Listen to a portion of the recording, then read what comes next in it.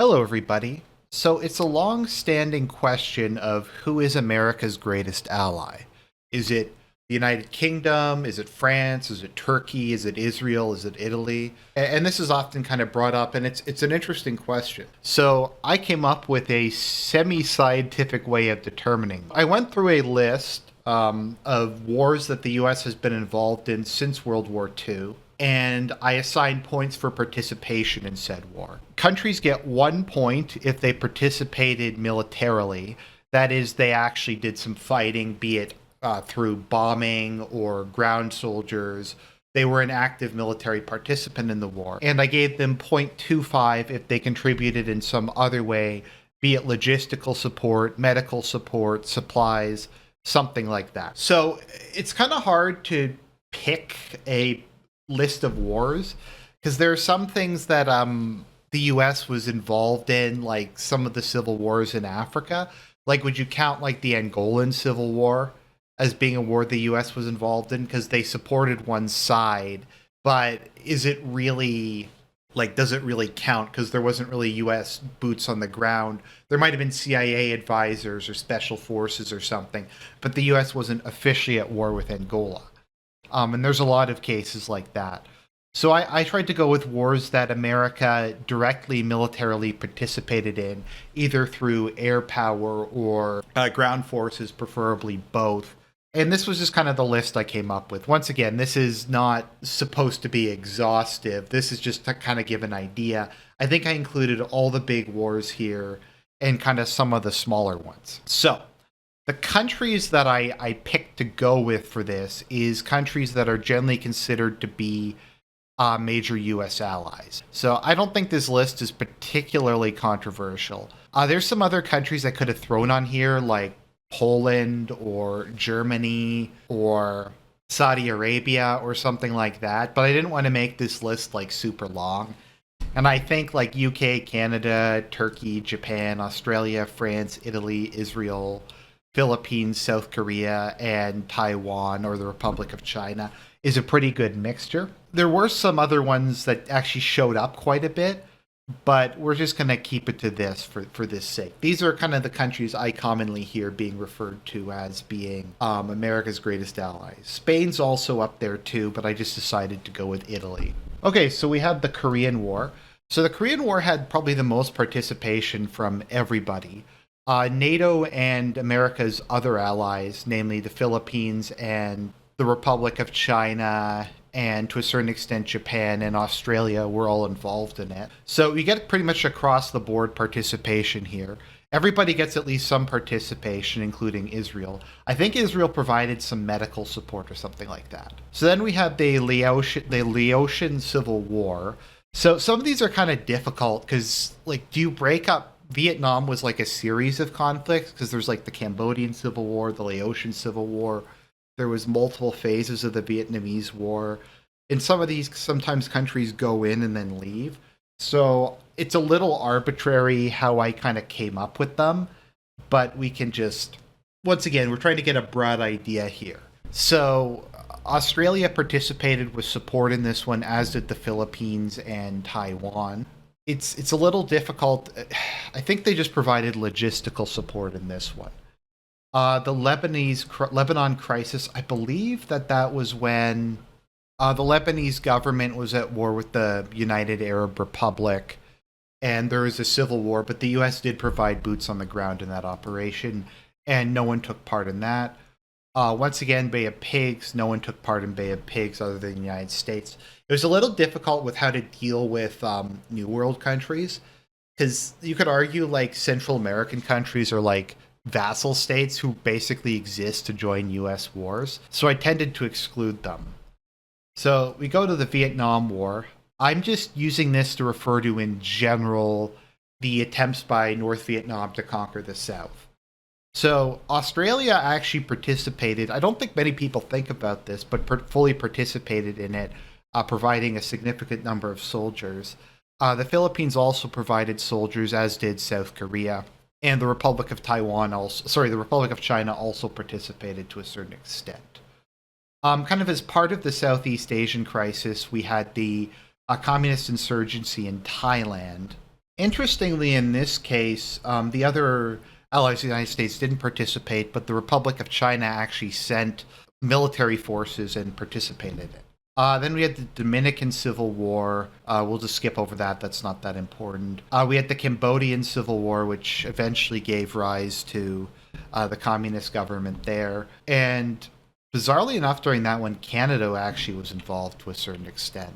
I'm not really sure of the details, but they were listed on Wikipedia, and Wikipedia is always reliable. So, Australia, once again, any kind of communist thing in Southeast Asia, they tend to get involved with.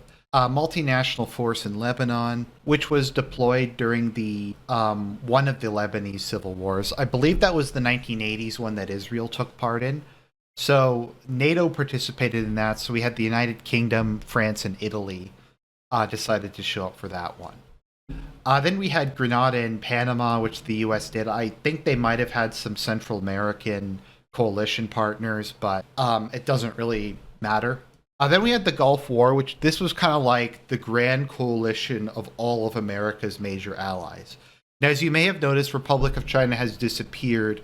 That's because past whatever it was, 1960s or whatever, the U.S. had to stop recognizing Republic of China, and so they de facto weren't an ally anymore. I just included them because they participated in more wars than some other countries on this list.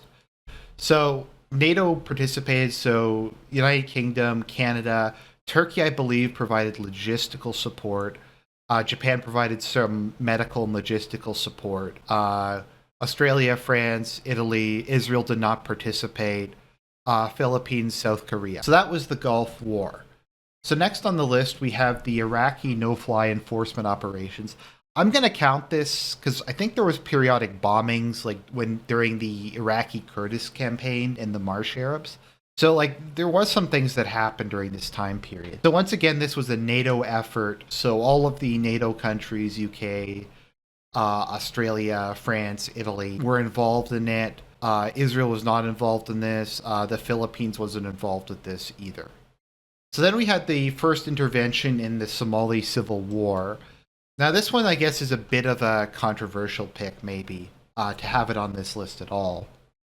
It was also known as Operation Gothic Serpent, or it was dramatized in the movie Black Hawk Down. So the UN coalition for that included the United States, but also Italy and South Korea got involved. And I believe Malaysia and Pakistan got involved as well. Then we have the Yugoslav Wars. I actually had no idea how to handle this one because it happened in like various phases, and the participants varied.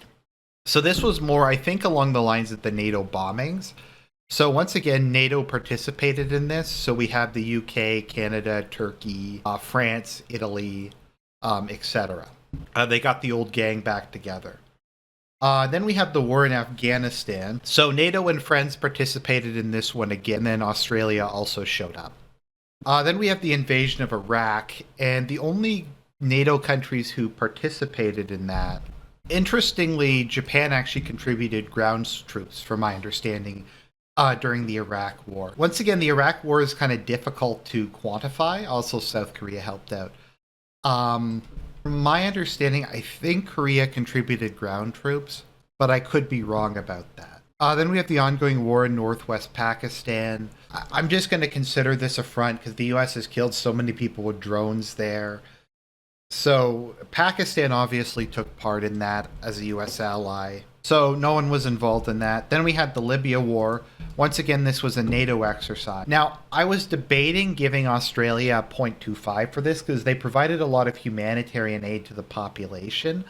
I'm not sure how much military assistance, though, they provided, if any. So we could give them a 0.25 here, we could not. So this was NATO, so we had all the NATO countries participated within. Next, we had the war on ISIS-Iraq front. So NATO all participated in this, as well as Australia. And then we have the war on ISIS-Syrian front. I'm kind of counting these as two separate theaters. You can agree or disagree, but like I believe Iraq was more supported by the U.S. The Iraqi government was more, whereas the Syrian opposition was more supported by and the Kurds were more supported by the U.S. versus the Syrian government. Then we have the Yemeni Civil War, which is the most recent one, that major conflict the U.S. has been involved in.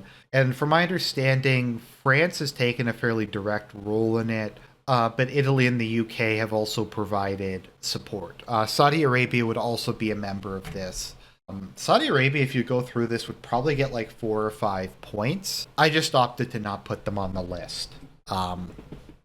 So, all right, we have that. So let's do our count. Okay, and the total is, ta-da!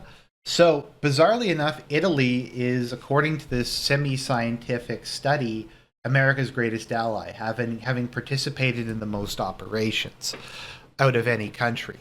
The main reason it's a bit higher than some of the other NATO countries is because they participated in Somalia. Actually, I think that's the Italy versus the UK. I think that extra one there is literally Operation Gothic Serpent. Otherwise, I think it's identical or very close participation. France, despite being frequently mocked in the United States, has actually participated in a lot of its wars. Basically, I think most of the wars in which France would logically be involved in outside of Vietnam. Australia is also very loyal. They participated in different ones, more of the Southeast Asian ones. We have Canada, Turkey's been involved quite a bit, South Korea, the Philippines, Republic of China, Japan, despite being a pacifist country that isn't allowed to participate in war. And at the bottom, we have Israel. I think the only one I could find that Israel participated in was the Korean War providing medical aid. But there you have it. This gives you a rough idea. So we have, when we're thinking about America's greatest allies, we have Italy, the United Kingdom, France, and Australia. Then you kind of have some middle tier allies, I guess, like Canada, Turkey, and South Korea. The Republic of China, I don't even know if it should be on this list. They just participated in more wars on the U.S. side, despite being not recognized by them anymore, than some of the other countries. And then obviously we have Israel at the bottom, having never participated militarily in any U.S. war. So I hope that was interesting. I know I probably made a bunch of mistakes, but there was a lot of ground to cover there. So yeah, I hope you guys enjoyed that, and I'll talk to you soon.